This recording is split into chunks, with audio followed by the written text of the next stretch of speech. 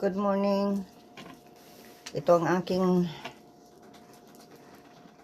aking plato oh. At mayroon prito kong isda. At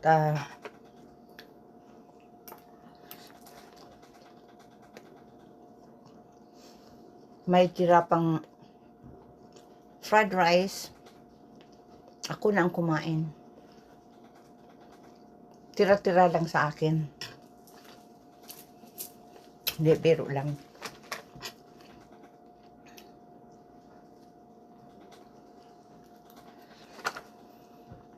May kwento ako. Pinapulis ako ni Madam. Dahil kinukulit ko siya na ibigay sa amin yung share namin na kabilihan ng lupa doon sa Siroma. Saka yun ang ginawa. Nagtawag ng pulis. Pinapulis ako dahil hinaharas ko daw siya. Sinabi ko sa pulis kung anong dahilan. Yun, sinabi ko na ayaw sa amin ibigay ang share namin ng kabilahan ng lupa doon sa Roma. Dahil sa kanya daw yun. At ako ay ano lang daw ako. Anong tawag nun?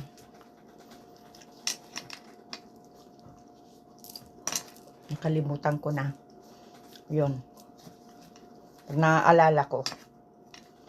Yun, sabi ng pulis sa akin, magpunta doon sa small court at doon magreklamo. Naman ako nagreklamo. Siya nagreklamo sa akin. Hinihingi ko lang yung share namin. Nagsumbong sa pulis na hinaharas ko daw siya. Ako dapat magsumbong sa pulis dahil sa mga ginawang pang-ano sa akin, pang-abuso. Pero hindi ko siya pinapulis. 40 plus na taon na abuse. Nasa isipan ko yan. Pinatawanan ako. Discouraged. Siya man lang ang nakakagawa niya sa akin. Dahil alam niyang kayang-kaya niya ako. Kasi kahit anong sabihin sa akin hindi lang ko nakibo. Kaya patuloy ang pang-aano niya sa akin. Pang-aabuso. Pero sa iba kong mga kapatid, takot naman siya. Dahil yun, hindi yun mapa-abuso.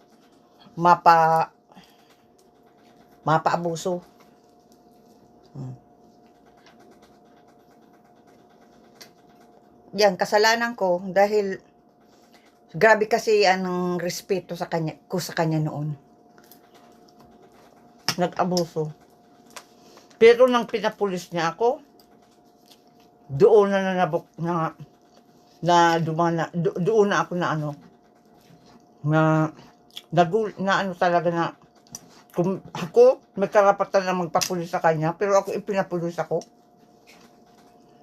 Ayun. Sa kanya lahat na lupa, lang daw kami. Nakakalimutan ko na. Yung lahat na lupa sa Roma, sa kanya daw lahat yun.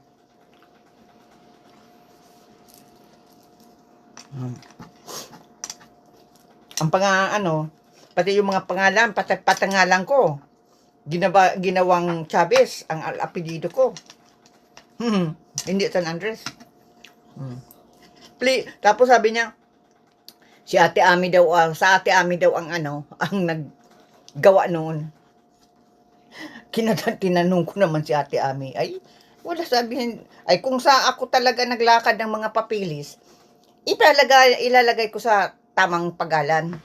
Siya nagagamit ng Chavez? Ako ang pinalangan na Chavez? Yan pala. Intensyon niya yan noon pa. Nag-away kami kaya noon. Dahil sa pangalan ko. Eh, walang problema, ayusin. Ano. Bangtom nang nabayaran na yung lupa, ang sabi, sa kanya lahat. Sa kanyang lahat ang lupang iyon. Ang lahat. Yan, wala. Wala ni isang kapatid. Binigyan. Yung lupa ni mama, ininteresan. Binili niya daw yung lupa ni papa, ni mama. Ang lupa niya raw, nabili niya, nasa tabi, nasa gitna. Ito daw lupa ni mama, dalawang kanto. Pero nasa pangalan ni mama. Tapos yung papilis, tinampiran pa.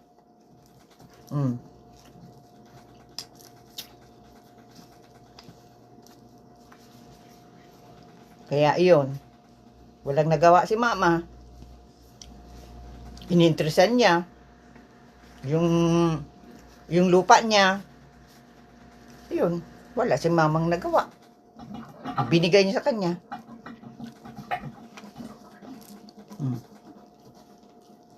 Dapat hindi siya nag-interest. Sabi, ay, binayadan ko naman. Kahit pa yan, binayadan niya. Hindi siya dapat nag-interest sa lupa ni mama. Dahil, ang dami-dami niya ng lupa. Nasa kanya na lahat. Lupa ko, ininteresan. Lupa ni Ate Ame, ininteresan. Sino pa? Marami, pati yung pangalan ni Papa, ininteresan. Si pangalan niya, maayos. Ang pangalan niya. Hindi na siya dapat nagamit ng Valenciano. Ginamit pa. Hindi na siya pwede magamit noon dahil ilang beses na siyang nag-divorce na sila. At nag-divorce na siya. Doon sa pangalawa niyang asawa. Kaya dapat hindi niya na yung ginamit. Pero ginamit niya pa rin.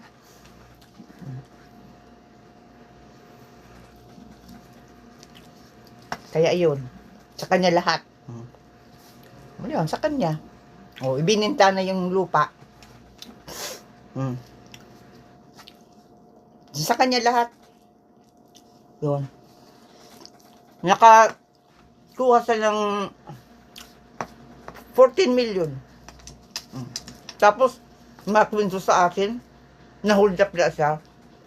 Napatawa pala ako. Ay, husay mag-iyak-iyak. Nasa mall kami iyak-iyak. Tapos, may pinakita sa aking sulat. Galing sa hold upper. Para nubila, ang sulat. Ang hold upper, hindi masulat ng hold upper, ng nobela. Saka ay nakilala ko ang sulat niya dahil mahusay siya magsulat na ginagawa niya ang kanan niyang sulat kasi may mga niyang ginagawa na sulat na kanan. Kilala ko, hindi lang ako naggibo. Yun, paiyak-iyak, na-hold up daw siya. Sabi ko, pero wala akong naramdaman na totoo ang paiyak-iyak niya. Saan nga umarte? Talo pa ako. Tako, narartialang ako sa video ko. Talaga, pero wala akong naramdaman na totoo ang sinasabi niya. Wala akong naramdaman. Husay magdrama. Dapat siya. Pumasok siya sa pag-artista. Bad guy. Kaya mahusay siya mag-arte. Talo ako.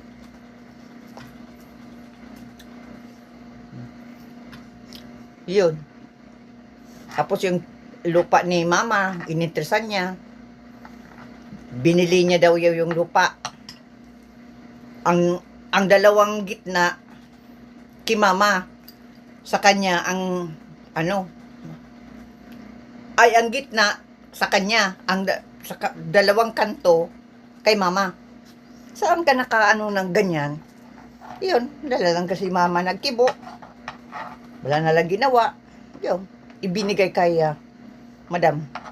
Yung titulo. Sabi, binayaran niya daw. Kahit na binayaran niya,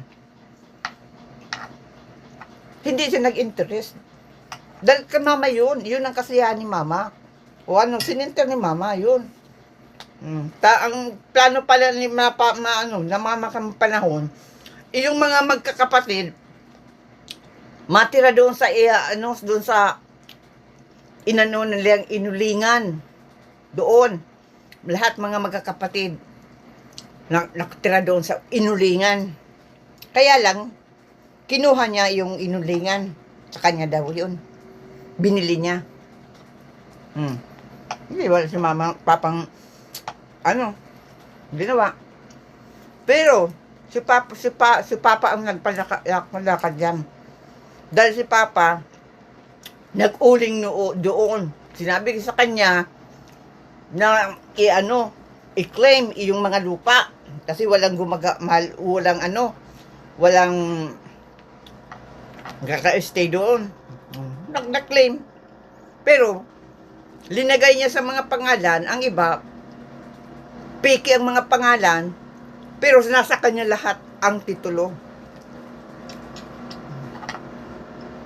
Sa kanya lahat. Kaya nakakuha nga siya ng 14 million. Pero ang ni Papa noon, sa magkakapatid ibigay ang mga lupa para magtabi-tabi.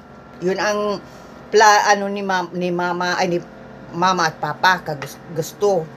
Para daw magkakapatid ay makatira doon ay doon sa may inulingan at doon matira doon yung magkakapatid. Pero kinamkam niya lahat. Sabi niya, binili niya pati yung lupa ni Mama. Binili niya. Binigay na lang ni Mama. Pero dinamdam na yun ni Mama. Wala na. Yung kabilihan ng lupa, 14 million, nasa kanya lahat. Yun, pinapulis ako dahil hinihingi ko yung share ko. Saka yung share na Atami. Ayun, ipinapulis ako. Pinuntan ako dito ng pulis. Kalakayan mo yan? Ako ang may karapatan na magpulis sa mga abuse niya, pero ako ang pinapulis niya.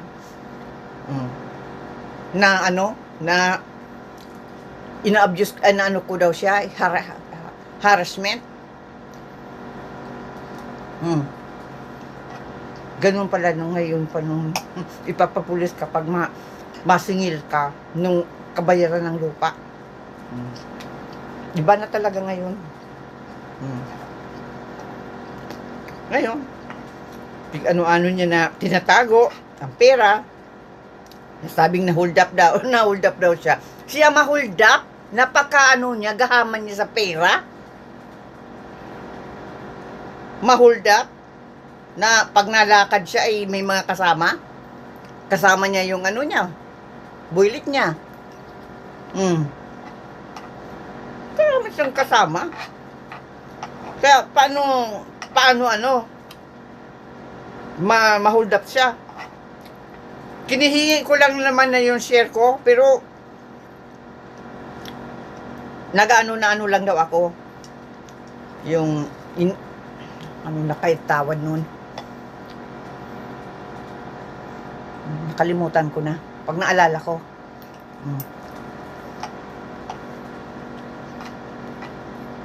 Kaya